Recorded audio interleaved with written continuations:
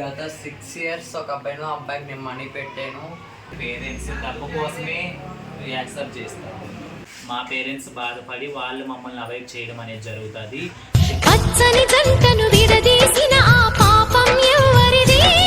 దిష్టి తీస్తే మంచిగా అనిపిస్తుంది. ఒక ట్రాన్స్జెండర్ మీ ఊరికి వచ్చేసి మంచి ఆలోచనతో మంచి దృష్టితో మంచిగా ప్రేమగా మమ్మల్ని పలకరించి అభిమానిస్తే వాళ్ళు చేంజ్ చేసుకొని ఆడపిల్లలాగా మారిపోతారు. పేరెంట్స్ బతుకే బరువైపోగా మిగిలిన ఒంటరి శిలగా అంటే ఏం లేదని మనం వస్తే ఊర్లో వాళ్ళంతా చూస్తే ఏమనుకుంటారో ఏమో.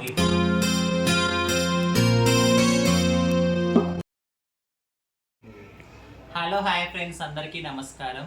ఇట్స్ మీ రోజా 143 నేను మాట్లాడుతున్నాను. మీకు అందరికీ తెలుసు, నేను యూట్యూబ్ ఛానల్ స్టార్ట్ చేయడం అనేది జరిగింది. రీసెంట్గా నా యూట్యూబ్ ఛానల్ మోనటైజేషన్ కూడా అయిపోయింది, పేమెంట్ రావడం స్టార్ట్ అయింది. 1000 సబ్స్క్రైబర్స్ అయిపోయారు, 4000 వాచ్ అవర్స్ కూడా అయిపోయింది. సో మానిటైజేషన్ అయింది. I'm so happy. ఇది ఒక నాకు లైవ్లీహుడ్గా నేను ఫీల్ అవుతున్నాను. సో దానికోసం మీ అందరి సపోర్ట్ ఉండాలి. నేను డైలీ ఇలాగే వ్లాగ్స్ వీడియోస్ చేసి పెడతాను. అదంతా అప్పుడండి, ప్రతి ఒక్కరు నా వీడియో ఇప్పుడు నేను మారిపోయానండి. కామెంట్ చేయాలి, షేర్ చేయాలి, ఓకేనా? సో అయితే ఈరోజు నేను మా ఫ్రెండ్ స్పందన ఇంటర్వ్యూ అంటే ఏం లేదు, తన పర్సనల్ తను పుట్టు పురాణము అన్నీ అడిగి తెలుసుకోవాలనిపిస్తుంది. సో అడుగుతున్నాను, తను నా కోసం వచ్చింది ఇక్కడికి, ఓకేనా? హలో హాయ్ అక్క. హాయ్. మా అక్క నా మేము వేరు వేరు ఊరైనా వేరు వేరు తల్లికి పుట్టినా సరే సొంత అక్క చెల్లెలు లెక్క ఉంటాము. సో మా అక్క పర్సనల్, మా అక్క కష్ట సుఖాలు అన్నీ తెలుసుకుంటాను. అక్క ఏ ఊరు అక్క మీది? ఆంధ్ర ప్రకాశం డిస్ట్రిక్ట్. ఓకే. అవును. మరి ఎప్పుడు వచ్చావు అక్క ఈ మమ్మీ వాళ్ళు? అంటే నువ్వు పుట్టిందంతా కందుకూరేనా? నేను పుట్టి పెరిగినంత కందుకూరే. నేను ఈ ఫీల్డ్లోకి వచ్చేది 9 years అవుతుంది, 10 years అవుతుంది దగ్గర. అంతకు ముందర వచ్చేసి మా డాడీ మా మమ్మీ వాళ్ళు జ్యూస్ బాధపడ షాప్ ఉండదు, అది అక్కడ పెట్టేటోళ్ళు. అది ఫస్ట్ మేము వైజాగ్లో ఉండే అక్కడ. వైజాగ్ నుంచి తర్వాత మేము ఇక్కడ సిద్దిపేట జిల్లా దుబ్బాక అక్కడ పెట్టాం షాప్. ఇక్కడ వ్యాపారం కోసం అక్కడ వెళ్ళాము. అక్కడ ఇటు షిఫ్ట్ అయ్యి ఇటే సెటిల్ అయిపోయి. నువ్వు ఫస్ట్ హైదరాబాద్ వచ్చావా లేకపోతే వేరే వాళ్ళ దగ్గరికి వెళ్ళావా? ఇలా వచ్చినప్పుడు నేను వేరే వాళ్ళ దగ్గరికి వెళ్ళాను. ఆ తర్వాత సోనారావు గారు నాకు బయట బంజారా హిల్స్ మన విడెన్స్ హాస్పిటల్లో ఫుల్ వర్షం పడుతుంది. ఆ టైంలో ఆటోలో వెళ్తున్నారు. అలా నన్ను చూసి అట్లా ఆటో ఆపి ఎక్కడ ఉంటామంటే అంటే నా దగ్గరికి వచ్చేస్తావు నాన్న అన్నది. వచ్చేస్తాను అని చెప్పారు. ఆమె దగ్గరికి వచ్చి ఇంకా ఆమె దగ్గర ఉన్నాను. తర్వాత ఇంకా అప్పుడు సర్జరీ చేయించుకుని అన్ని సోనా గురువు దగ్గర నేను కూడా కలిసే ఉన్నాను. సో తను సోనా గురువు దగ్గరికి వచ్చిన తర్వాత నేను కూడా రావడం జరిగింది. సో ఇద్దరము ఒకే గురువు దగ్గర ఉన్నాము. మాకు మంచి షేడ్లు అన్నీ చేసింది ఇద్దరికి ఒకరే. సో మాకు అదంతా తెలుసు. కాకపోతే అక్క నువ్వు చదువుకున్నావా? స్కూల్కి వెళ్ళేదాన్ని? చదువుకున్నాను. స్కూల్లో ఎవరైనా ఏమనే వాళ్ళు ర్యాగింగ్ చేస్తారా? ఆ వయసులో అంత ర్యాగింగ్ చేస్తే ఎంత నాలెడ్జ్ లేదు. స్కూల్ పిల్లలు వాళ్ళకి ఎంత మైండ్ సెట్ ఉండేది కాదు. ఆ వయసులో నాకు నాలెడ్జ్ లేదు. అంటే మన చిన్న పిల్లలకు మనకి ఎలా అంటే ఏ వయసుకు వచ్చాక నీకు ఇట్లా నీలో బై బర్త్ ఫస్ట్ చిన్నప్పటి నుంచి ఉంటాయి ఆ ఫీలింగ్స్. నీకు ఎప్పుడు తెలుసు? కానీ నాకు 9 years 10 years వచ్చినప్పటికీ ఇంకా ఈ ఫీల్డ్లో ఉండలేము. ఇట్లా ట్రాన్స్లేషన్కి వెళ్ళిపోతారు అని కామన్. అది అందరికీ మనకి చిన్నప్పుడు అయితే ఏమీ తెలియదు. హావభావాలు మన ప్రవర్తన మనం గుర్తించలేము. కాకపోతే ఒక ఏజ్ అనేది వచ్చేసరికి 10 years దాటిన తర్వాత ఏజ్ పెరిగే కొద్దీ ఎవరైనా సరే మెచ్యూరిటీ మైండ్ వచ్చిన తర్వాత మన ప్రవర్తన ఏంటి, మన మనసు ఏంటి, మన ఫీలింగ్స్ ఏంటి, మన ఆలోచనలు ఏంటి అవన్నీ వయసు పెరిగే కొద్దీ తెలుస్తాయి. సో చిన్నప్పుడు అయితే ఏం తెలియదు. ఇంకా ఎంతవరకు చదువుకున్నాను? 6th class చదువుకున్నావా? తక్కువే చదివావు. ఆ తర్వాత జ్యూస్ షాప్లో మా డాడీ అక్కడ అయిపోయింది, చదువు అక్కడ ఆగిపోయింది. అయితే నేను విన్నాను ఇంతకు ముందు, నేను సోనా గురువు దగ్గరికి వచ్చిన తర్వాత కొంతమంది చెప్పేవాళ్ళు ఈ ఫీల్డ్లోకి వచ్చాక కూడా నువ్వు చాలా కష్టాలు పడ్డావు. డబ్బుల విధంగా కావచ్చు, ఏ విధంగా కావచ్చు, చాలా కష్టాలు పడ్డావు. చాలా మాట చెప్పాలంటే డబ్బుల విధంగా అంటే ఆ పర్పర్సన్ ఫస్ట్ అమౌంట్ వస్తే నాకు తెలియదు. నేనైతే ఆడపిల్లలాగా ఉండాలి, ఆడపిల్లలాగా ఇలా ఫీలింగ్స్తోనే వచ్చా, కానీ మనీ విషయంలో మనకు తెలియదు ఛానల్. అంటే మనకు తెలుసు నువ్వంటే ఆడపిల్లలాగా మారాలి, సర్జరీలు చేయించుకోవాలని వచ్చావు, చేయించేసుకున్నావు, ఇట్స్ ఫైన్. బట్ చాలామంది కేవలం డబ్బు కోసమే వస్తారంటారు, చాలామంది సర్జరీలు చేయించుకోరు. వాళ్ళతో ప్రాబ్లమ్స్ ఏమన్నా ఉన్నాయి అంటే చీకట్లో బతుకులు. ఇప్పుడు చీకట్లో వేసిన మనకు అట్లా లైట్ వెళ్తే ఎవరికి తెలియదు. మన లాంటి లైఫ్ చీకట్లో ఉంటాయి కాబట్టి ఎవరు గుర్తించరు. మనము 3 ట్రాన్స్జెండర్స్ కాబట్టి మమ్మీ లేడీస్ చూసినట్టు బాయ్స్ చూసినట్టు మనం అయితే చూడగా చెల్లి చూడలే. కానీ ఇంకా తప్పదు ఈ ఫీల్డ్లోకి వచ్చిన తర్వాత. ఎంత మనం ఇలా ఉన్నా సరే, ఈ ఫీల్డ్లో ఉన్నా సరే, ఎలా బ్రతికినా సరే, సమాజానికి మనము ఎంత మన ప్రవర్తన కనపడాలి. కొంచెం మంచిగా, డిగ్నిటీగా, డీసెంట్గా మనం సమాజంలో తిరిగితే మనకు రెస్పెక్ట్. మనం ఎంత డీసెంట్గా ఉన్నా, ఎంత ఆడపిల్లలు ఉన్నా, మన ఫ్యామిలీలోకి వెళ్తే మాత్రం ఇంట్లో నుంచి బయటకు కూడా ఫ్యామిలీ మెంబర్స్ పంపించారు. ఊళ్ళో వాళ్ళు ఇక్కడ నేను ఊరు వెళ్తే ఇంట్లో ఉన్నావు, ఇంట్లో నేనే బయటకు వెళ్ళలేదు. అదేంటి ఇంత మంచిగా ఆడపిల్లలాగా ఉన్నావు, ఊర్లో బయటకు వెళ్ళకపోవడం ఏంటి? అలా ఎలా అని ఎక్స్పెక్ట్ చేస్తాము? అంటే ఇప్పుడు ఒకవేళ చుట్టాలే ఉండొచ్చు, ఒక ఫ్యామిలీస్ ఉండొచ్చు. అంటే మనం ఉండే గల్లీలో మనం ఉండే వెళ్తే అలవాటు అయ్యేది. ఊరు మొత్తం మన ముందులో ఒకలా ఉంటారు, మన వెనుకొకలాగా ఉంటారు. ఎవరు ఎలా ఉంటే ఏంటి అక్క, నువ్వు ఇలా మారిపోయావని ఊర్లో వాళ్ళకు చుట్టాలు అంటే ఇప్పుడు సిటీలు అంటే అంత ఏం లేదు, ఊర్లో అంటే తెలియదు. అంటే తెలియదు వాళ్ళకి నాలెడ్జ్ ఎలా ఉంటుంది, జెండర్ ఎలా ఉంటారు అని తెలియదు.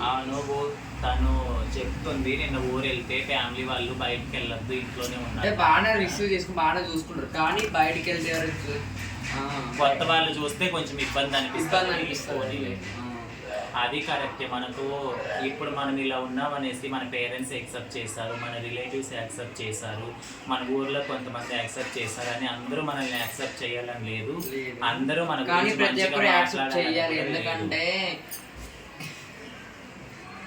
నేను చెప్తా, నాకు ఇప్పుడు మీ వాళ్ళే అంటున్నారు, మీ నాన్న మీ అమ్మమ్మ ఎవరో బయటికి వెళ్ళొద్దు, వాళ్ళు చూస్తారు వీళ్ళు చూస్తారని.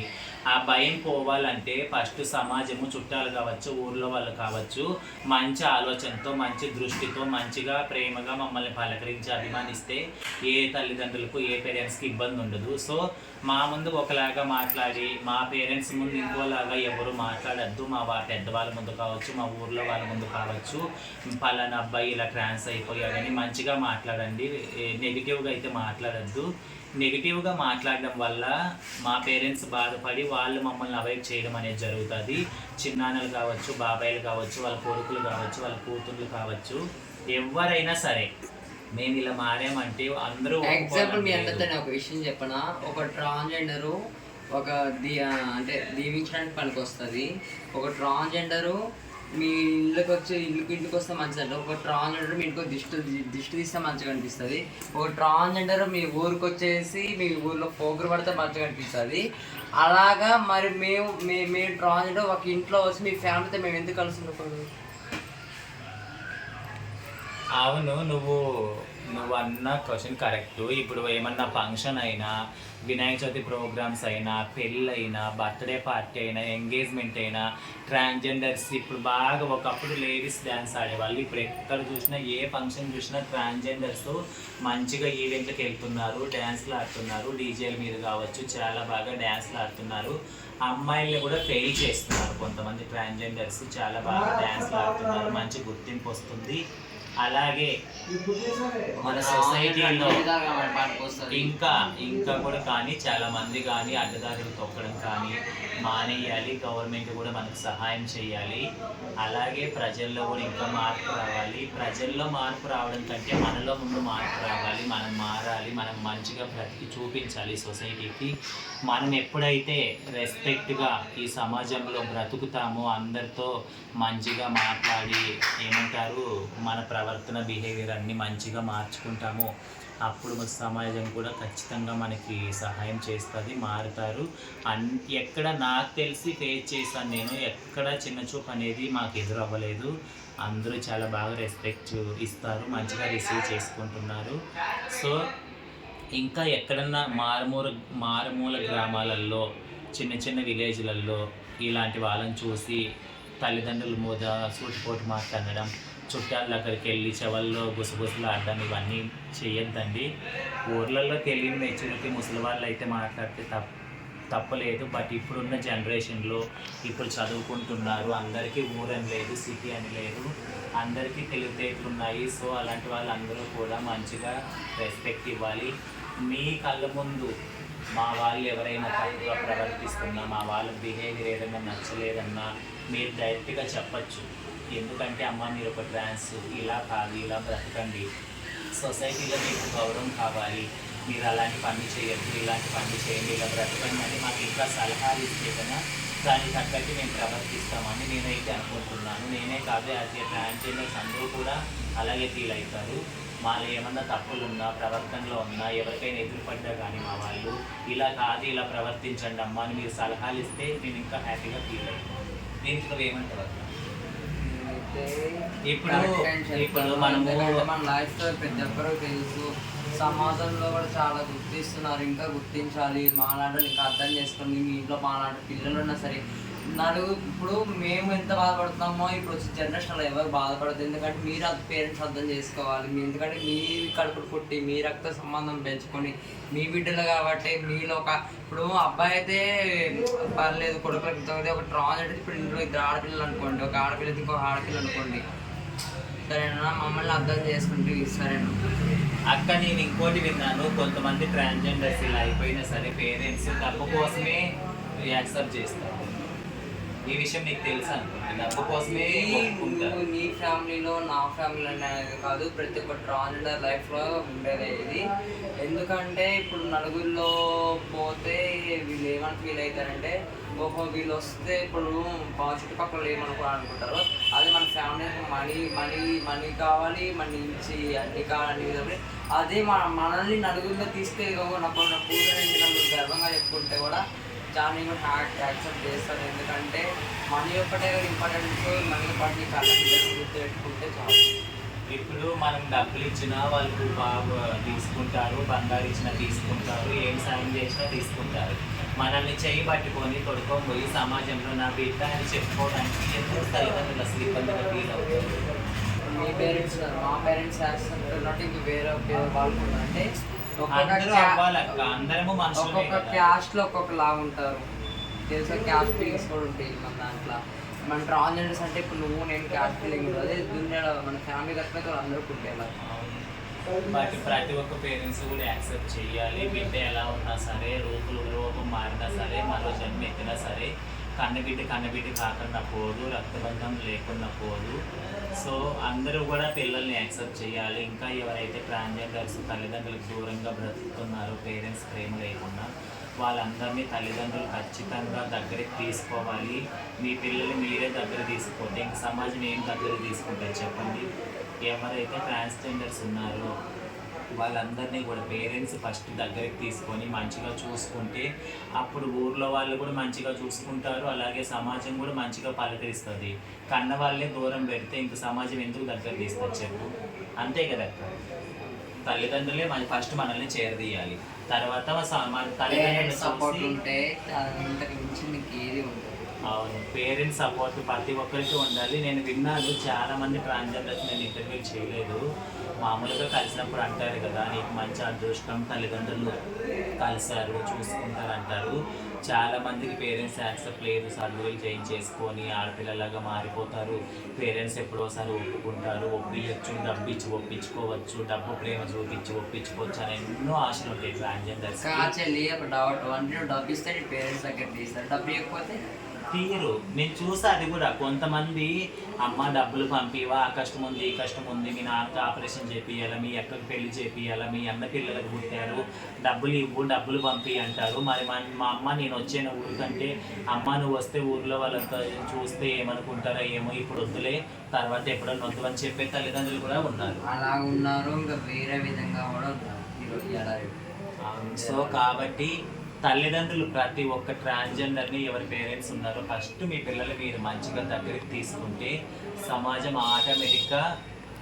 నేనైతే కూతురుని చాకుంటున్నామ్మా, నాకైతే కూతురు ఉంది. అవునా? ఆడపిల్ల హిజ్రా పిల్ల? ఆడపిల్ల కదా, హిజ్రా పిల్ల అయినా ఆడపిల్లే కదా. మనం ఈజరాసి మనం మన పిల్లలు కాబట్టి మనం వాళ్ళని పెంచుకుంటేనే మన కష్ట సుఖాలు పంచుకుంటారు, మంచి చెడు తెలుసుకుంటారని తెలుసు. అక్క ఇప్పుడు ఫ్యామిలీ గురించి చెప్పావు, నీ లైఫ్ నువ్వు పుట్టింది, పెరిగింది, చదివింది, నీ ఫ్యామిలీ గురించి, ఫ్యామిలీకి నువ్వు పెట్టేది, చూసేది అన్నీ చెప్పావు. బట్ ఈ ఫీల్డ్లోకి వచ్చిన తర్వాత నువ్వు ఎవరిని ప్రేమించలేదు అబ్బాయిని అంటే ప్రేమించాను ఒక అబ్బాయిని. అది గత 6 years ఒక అబ్బాయికి నేను మనీ పెట్టాను. అక్క ఇప్పుడు తల్లిదండ్రుల గురించి చెప్పావు, లైఫ్ స్టైల్ గురించి చెప్పావు, అన్నీ చెప్పావు. మరి ఈ ఫీల్డ్లోకి వచ్చిన తర్వాత ఇలా మారాక లవ్ అంటే ఏం లేదని లవ్ అనేది ప్రతి ఒక్క జీవితంలో అవుతుంది. కానీ నా లైఫ్లో కొత్తగా ఏం లేదు, అసలు అందరి లైఫ్లో ఎలాగైంది, నా లైఫ్లో అలాగైంది. బట్ ఎవరైతే మమ్మల్ని చూసి మా మీద ఎవరు కలుపడే తెలియదు కానీ ఈరోజు ఇట్లా అయిపోయాం. కానీ బట్ మేము ఇద్దరం ఎట్లా హ్యాపీగా ఉంటాము, ఇద్దరు నాకు కలిసి. అంటే ఎవరి కళ్ళు పడ్డాయి అంటే సంథింగ్ ఏమన్నా వీడియో కొట్టడం, కలపడం అలా చాలా మంది ఉంటారు కదా చెల్లి. ఇప్పుడు నీ దగ్గర నీ ముందు ఒక మాట చెప్తారు, నేను పక్కకి వెళ్తే నాకు ఒక మాట చెప్తారు.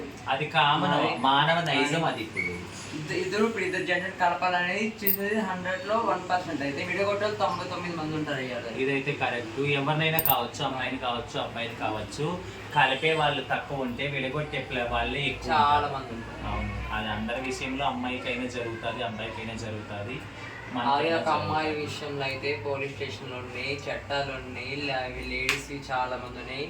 కానీ మన లైఫ్లో అయితే మన గురువులు తప్ప వచ్చి ఎవరు మాట్లాడరు, ఏది కాదో ఏదైనా సరే మన గురువుల మధ్యనే ఏదైనా చేసి పంచాయతీ చేసి పోలీస్ స్టేషన్కి వెళ్ళినా అవన్నీ న్యాయం జరగదు మాకు. అబ్బాయి విషయంలో కానీ లేకపోతే మా విషయంలో కానీ అలాంటిది ఏం జరగదు. అంటే అబ్బాయి అంటే మా దగ్గరికి వచ్చిన వాళ్ళు అంటే మీకు ఏమైతే అంటారు వాళ్ళు. ఒకవేళ వచ్చినా ఇష్టం ఉన్న కొద్ది రోజులు ఉంటారు, యూజ్ చేసుకుంటారు, వెళ్ళిపోతారు. మనం వదిలేసి బాధపడాలి కొద్ది రోజులకి. తర్వాత నార్మల్గా మళ్ళీ మనం ఇజ్రాల్తో బ్రతికి తప్పదు. అడుక్కోవడం, భిక్షాటనే, సెక్స్ ఇవి మన పని గురించి ఏమంటుందో అది చెయ్యక తప్పదు, అంతే కదా. సో ఇది ఫ్రెండ్స్, నేను సింపుల్గానే అడిగాను, హెవీగా ఏం అడగలేదు. సో అందరికీ తెలుసు, కాకపోతే తను ఏం చెప్తాదో తన మాటలు తెలుసుకోవాలని అన్నట్టు చేయడం జరిగింది. ఈ వీడియో ప్రతి ఒక్కరూ చివరి వరకు చూడండి, లైక్ చేయండి. మీకు ఇంకా ఏమైనా డౌట్స్ ఉంటే కనుక కింద కామెంట్ చేయండి, నేను రిప్లై ఇస్తాను. అలాగే సబ్స్క్రైబ్ చేయండి, షేర్ చేయండి. ఓకేనా? Thank you so much. It's me Roja 143.